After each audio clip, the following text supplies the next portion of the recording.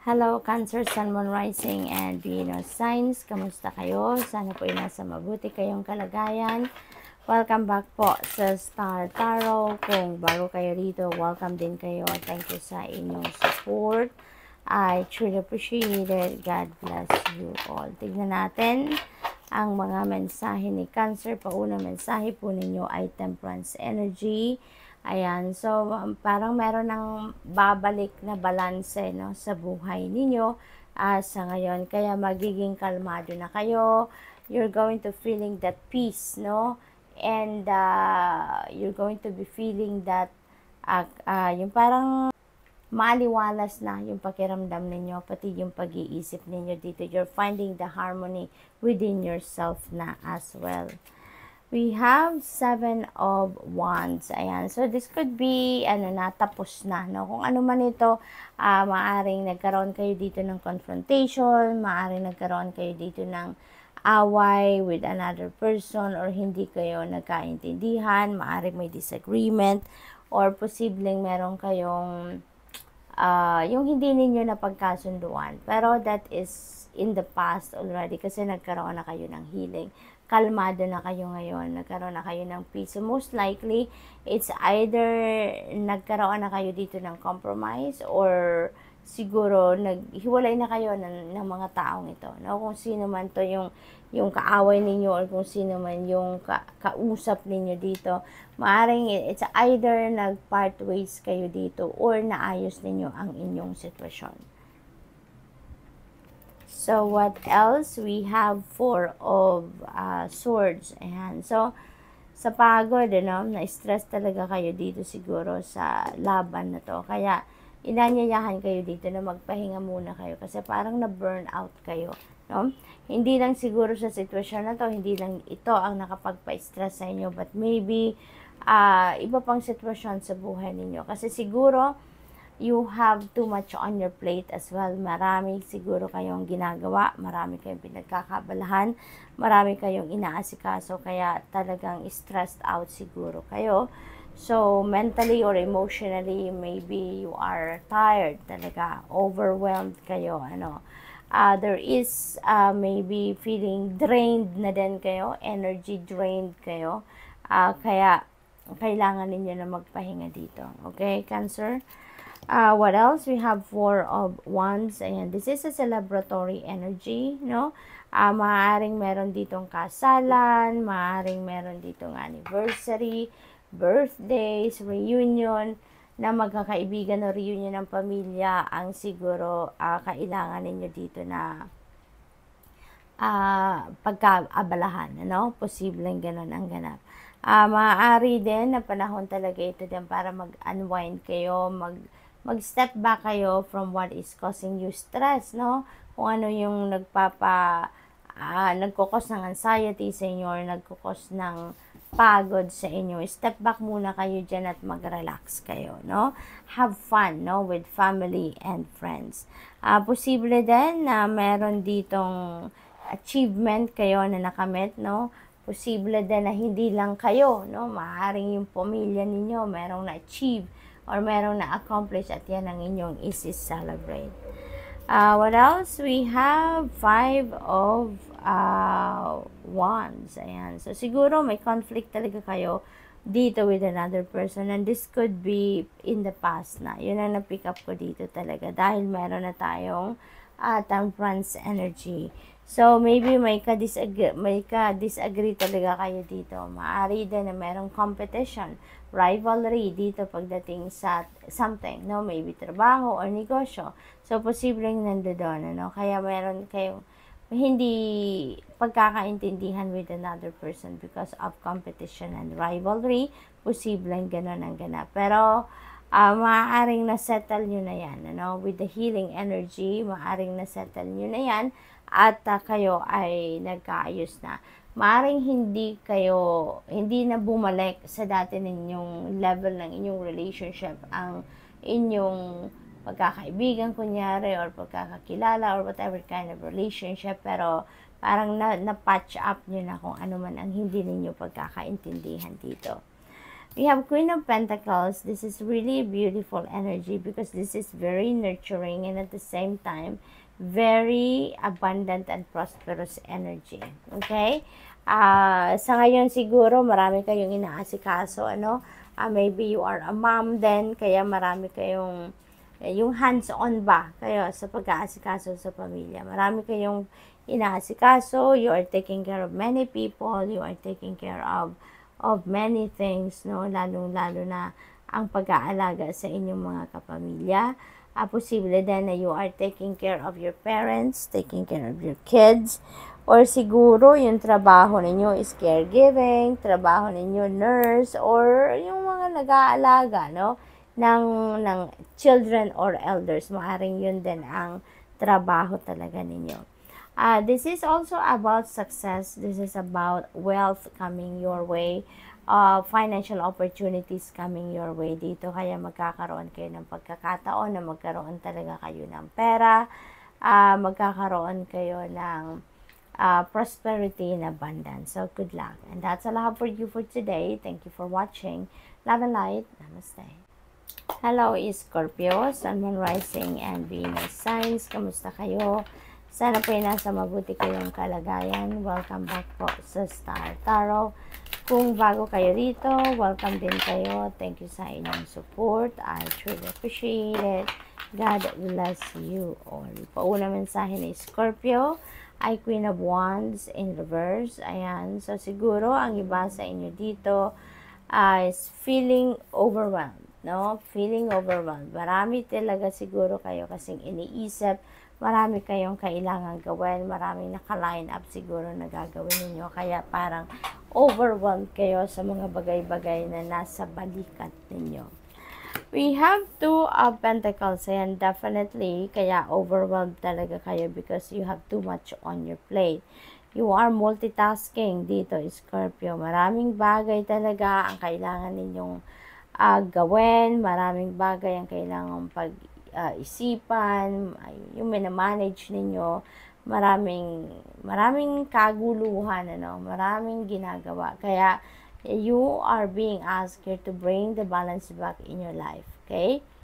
Para nang sa gayon, mas magiging organized kayo, mas mapaprioritize ninyo kung ano yung mga bagay na kailangang i-prioritize, unahin ninyo kung ano yung mga dapat unahin, yung ganon, no? Posible din na opportunities ang ginajuggle ng iba sa inyo dito. Maaaring ganon din ang ganap. Marami kayong pinagpipilian. What else? We have Ace of Swords. This is beautiful energy kasi this is a triumphant energy. At saka new beginning din ito, no? So, you are entering a new beginning. Dito, you're entering a fresh start dito sa buhay ninyo, Scorpio. Okay? So, magkakaroon kayo dito ng kalinawan sa inyong isipan. Magkakaroon kayo dito ng clarity. The path towards wherever you need to go, no? Ay ipapakita na yan dito sa ngayon.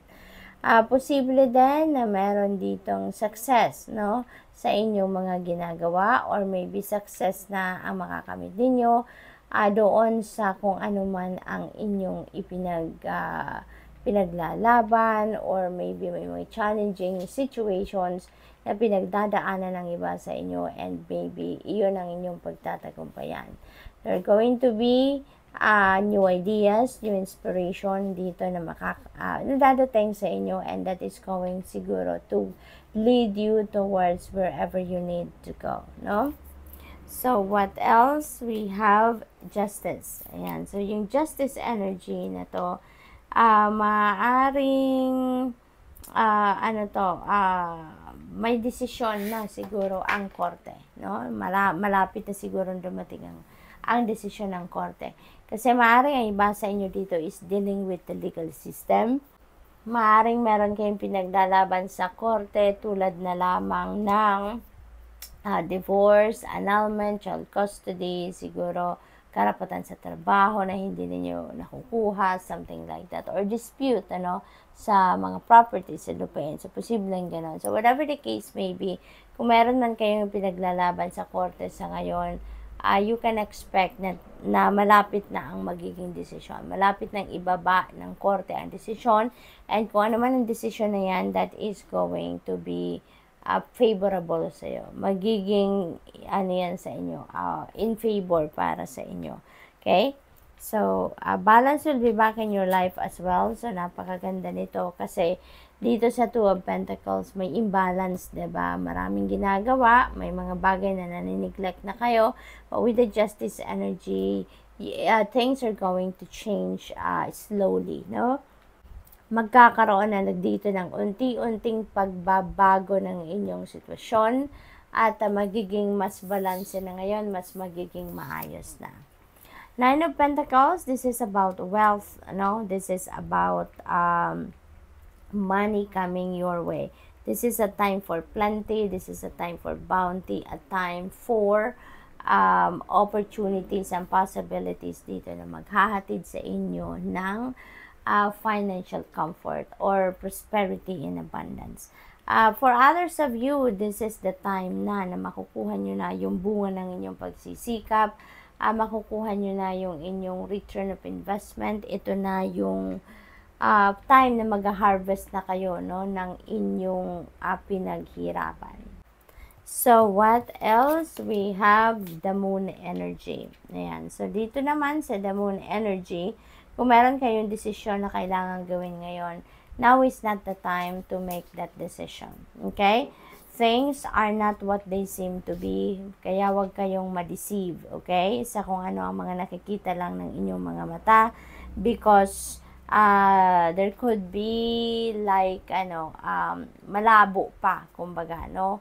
Absurd pa yung mga nangyayari dito sa inyo, Scorpio.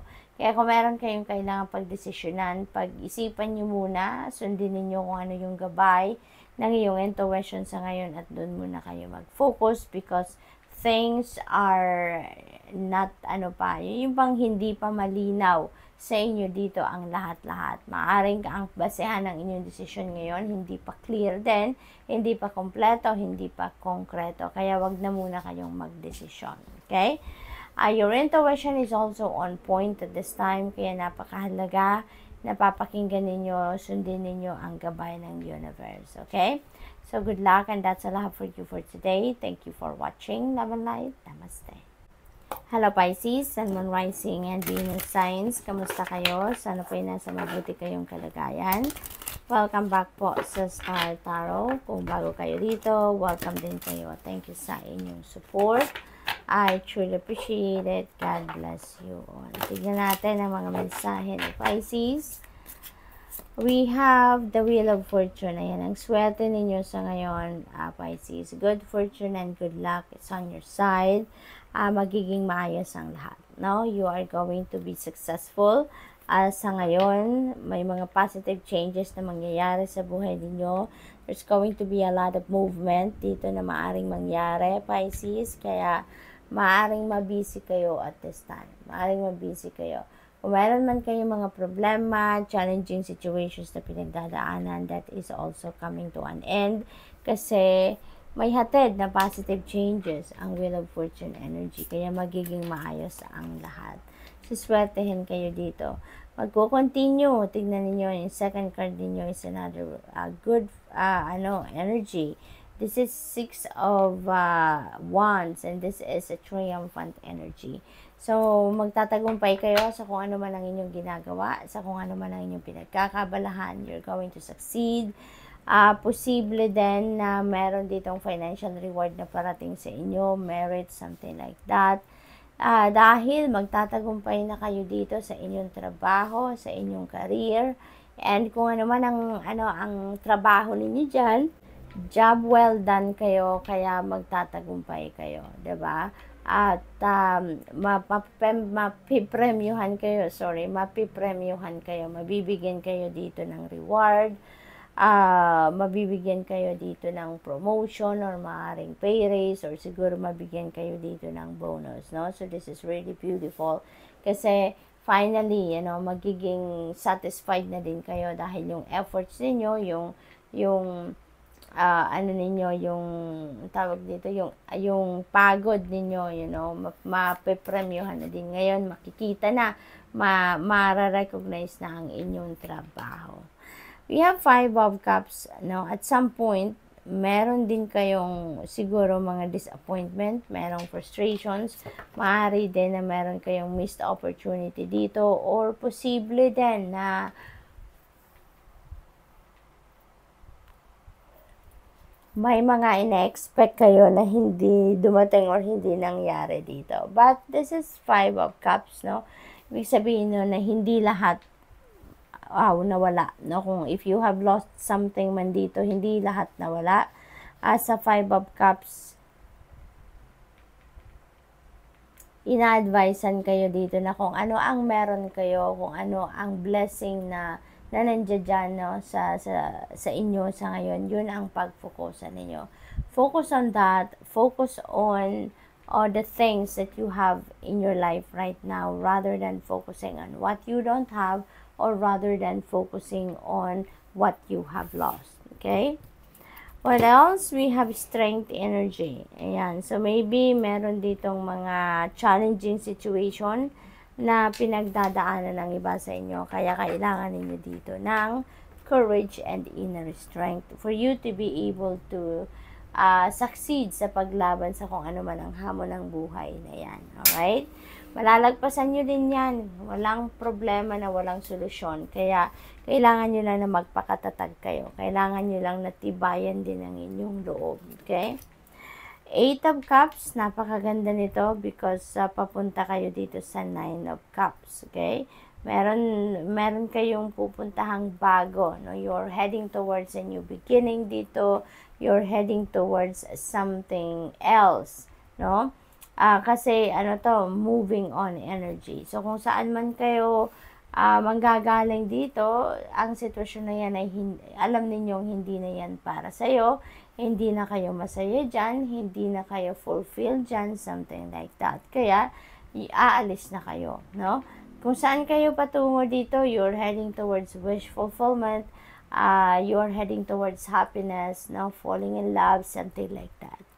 So, kailangan talaga ninyo na magpakatatag kayo dito, tibayan ninyo ang inyong loob, because you never know kung ano pa yung pagdadaanan ninyo sa journey na ito. So, what else? We have 7 of Cups. Ayan, multiple opportunities ang nandito, no? May mga iba't ibang klaseng offer na dadating sa inyo dito. Yun nga lang, baka ma-overwhelm kayo, malito kayo. So, kailangan ninyo dito na pag-isipan mabuti. Follow your intuition, Sundin ninyo kung anong bulong sa inyo ng iyong intuition, because your intuition will always lead you to the right direction, to the right decision. Okay? Kahit hindi ninyo mapag-isipan ng matagal yan, pag sumunod kayo sa inyong intuition, makakaasa kayo na sa tamang daan, tamang posisyon kayo ilalagay. So, good luck, Pisces, and that's a love for you for today. Thank you for watching. Love and light. Namaste.